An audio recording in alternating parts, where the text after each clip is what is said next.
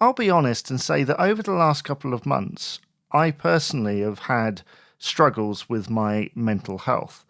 And as many people in similar situations will attest, music is a great factor in helping to kind of come out of the other side of any issues that you might have. And over the years, Quo have been that to me, whether I've lacked confidence or been afraid of anything, their music has been there to kind of lift me up.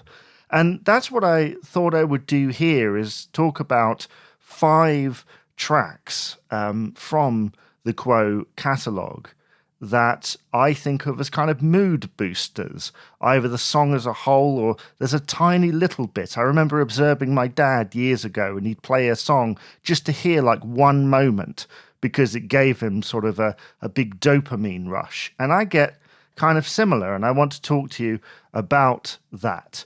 Now, I realized that when I was planning this episode, I wrote down 5 songs and then realized that they were from the latter part of the Frantic 4.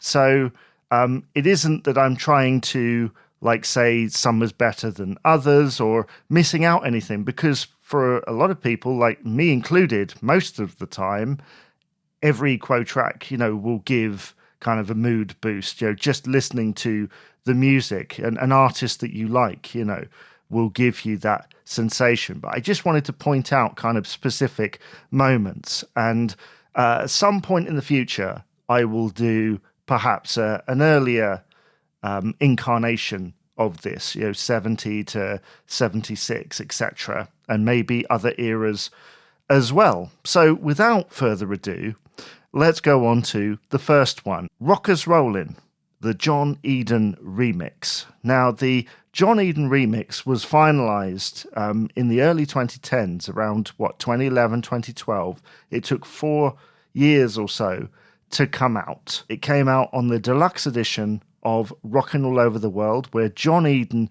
remixed the entire album and put some of the frequencies back into that, because a lot of people back in the day said that the original album was a little bit trebly, a little bit tinny, perhaps, for want of a better phrase.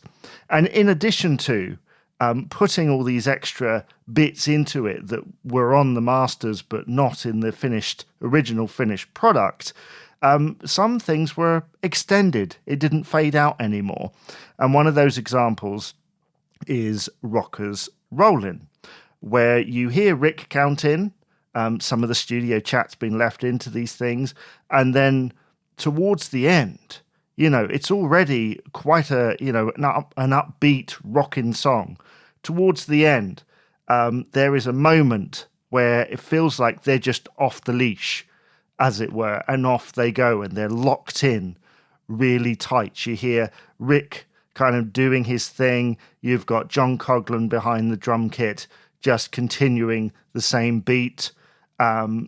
Just everybody is just doing their thing with Francis Rossi over the top, doing some licks. And there's just some moments in there. There's just that moment where you're listening and you're like, I really like this song.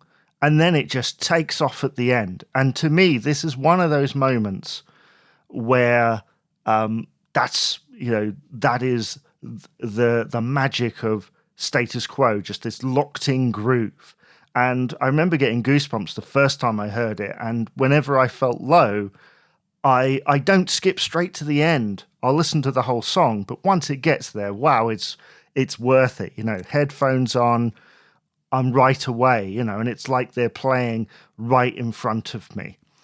Rollin, the John Eden remix with that wonderful section at the end, which, is probably quite simple to play, but it's all about the feel at this point, isn't it? So the next one here is 4,500 times. No surprise, really. I mean, it's one of the long songs, and with these selections, I tried to pick different kinds of songs. Any Quo long song could fit into this because all their different moments, all their different kind of movements in the song could be those kind of mood boosting properties, because it's just interesting to hear how it goes from A to B. With this, again, it's another specific moment, which they used to do in the live set back in the 70s. There's now 3 versions of it as part of that 1976-77 live deluxe edition remixed. And they brought it back as part of the Frantic 4 reunion tour in 2014 as well.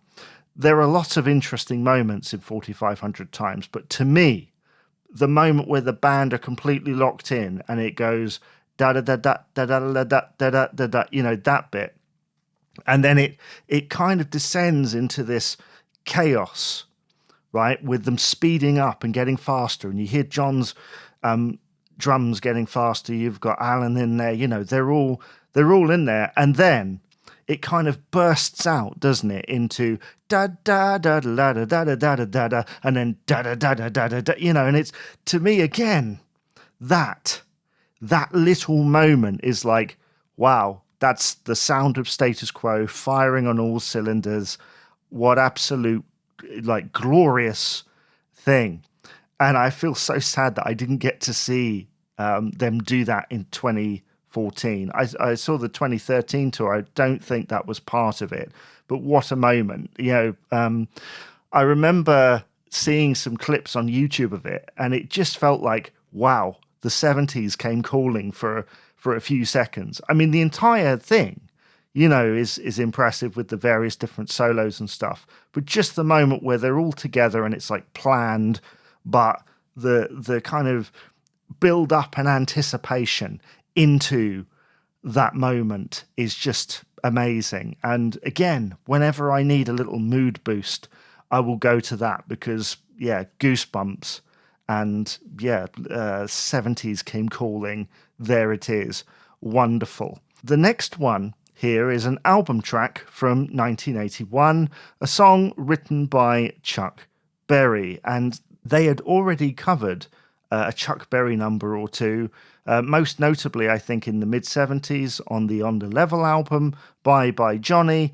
This one, Carol, was recorded and included on the Never Too Late album, produced by the band and John Eden. And I believe it was recorded in Rick's house. And it has this feeling where it's kind of produced, but it's also really loose. I mean, they are, you know, the guitars are really turned up in this one, isn't it? It's a really loud rendition that kind of goes alongside. I think if you said, you know, here is the Bye Bye Johnny from On the Level, and then this, you'd go, well, that is the same band. It's just a tiny bit of sound refinement, I guess, for want of a better phrase. This is one that I know if I could ask my dad, he would say, that is a mood booster. That is a moment where things are just elevated beyond. The song itself, you know, is a really rip-roaring version, but the solo section where Francis just goes off, it sounds like a Francis solo, and then there's sort of that bit there, and it's just as it goes on there, and it I have no idea how to describe this, but it goes off, doesn't it? And then it feels like he almost pulls his string out of his guitar. It's like, you know, like there's this sort of moment of urgency that goes into the next bit before we get that, you know, riff from the Chuck Berry original into that key change. Yeah, that's right. The solo helps facilitate the key change, and it's just from like, oh, we're going into a solo into, okay, we're trying something different with that solo, and then it falls off and then goes into that key change. It just lifts everything, and what an absolute moment. The next one here is Accident Prone, which was released as a single in 1978, and it just about got into the top 40, but I personally think that maybe Rockin' All Over the World and the success of that kind of stalled this a little bit, because I know of Quo fans who say this is one of their favourites, and it is one that I put on for a little energy boost at times, because the rhythm of it, like John Coughlin's drumming, it's different. It's much more disco of the period, but the production, the way it's all brought together, the kind of hi-hats and everything, and that guitar sound that Francis is doing on those solos, like the production of it all, just is brilliant. And you have to think, driving on a motorway at like 9 o'clock at night in the dark with that going on, it's just proper, driving music that really lifts your spirit. And I've experienced that. That is a really uplifting moment. And it's one of the only songs I think I know with the words modus operandi in it. So that's also very pleasing. He drives your modus operandi. I think that's the lyric, isn't it? But yeah, this song is much better, I think, than its chart placing would have you believe, because it's just got that energy about it and could have been, a big hit for them at the time. Still, it's one that I go to, as I say, for a little mood boost now and again, because it's just got that vibe about it, very party, very high energy, and I do like it sometimes when Quo step outside of the box as well. And lastly, these are in no particular order. I'm just talking about them, in general. Who Asked You, included on the Whatever You Want album in 1979, written by Alan Lancaster with lead vocals by Francis Rossi. This one I find very uplifting because of the lyrical content of it. Alan Lancaster's lyrics, very biting, very much in what they were doing on that album. It's all kind of about the press and being judged and all that sort of thing, as shown on songs like, well, Whatever You Want and Breaking Away. But this one is probably one of the most lyrically biting songs that they ever did. And I know that when I'm particularly angry or scared or anything, just that first line, there you go again, telling me the same mistakes I made, and who asked you? Are just sentiments at times that I really align with. And then coupled with, that production of the Whatever You Want album, where the drums are just a little bit more produced, perhaps more sort of cutting in different ways. And the bass line's really cool on that as well. And of course, those solos and, Rick doing the rhythm there where it goes in and you hear, I think it might be Francis go, way, as it goes into it, And it's one of those songs where, again, it's so measured and yet it's also very loose as well. And the ending with that da-da-da-da-da-da-da, it's like really rock and roll, but fits with the mood of everything.